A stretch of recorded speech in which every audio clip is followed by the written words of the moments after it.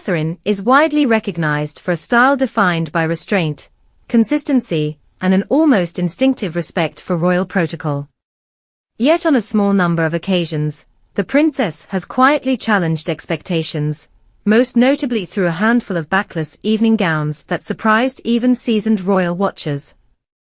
Backless silhouettes are not traditionally associated with senior royal figures. While such designs have existed in high fashion since the 1930s, they are often viewed as too overtly glamorous for formal royal engagements. Catherine's approach, however, has been notably measured.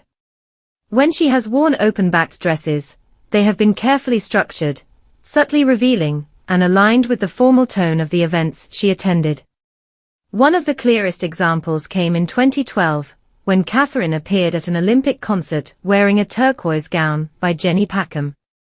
The dress, adapted from a bridal design in the designer's Spring-Summer 2012 collection, was reworked specifically for Catherine. Crafted from silk and chantilly lace, it featured capped lace sleeves, a pleated floor-length skirt, and a crystal-embellished sash at the waist. Its most striking detail was reserved for the back, a sheer lace panel secured with delicate buttons and accented with crystals. Although the gown revealed more than Catherine typically allows, the effect was controlled rather than provocative.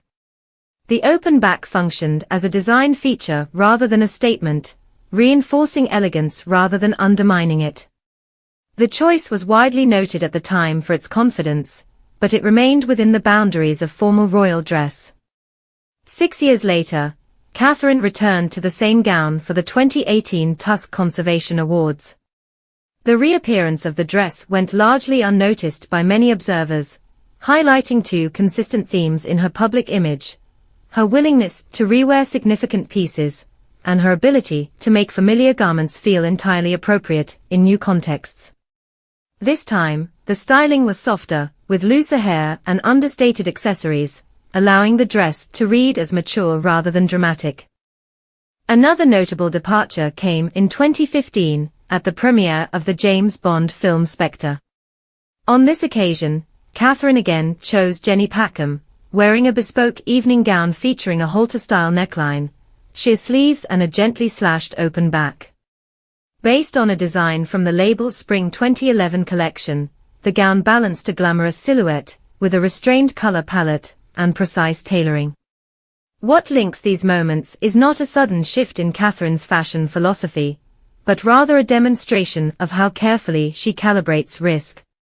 In each case, the gowns were worn at evening events with an established tradition of formal glamour. The cuts were architectural rather than revealing, and the overall styling ensured that attention remained on craftsmanship rather than exposure. From a broader perspective, these rare fashion choices reflect Catherine's evolving confidence within her role. They suggest a figure who understands the power of visual symbolism and knows when subtle deviation can reinforce, rather than dilute, public authority.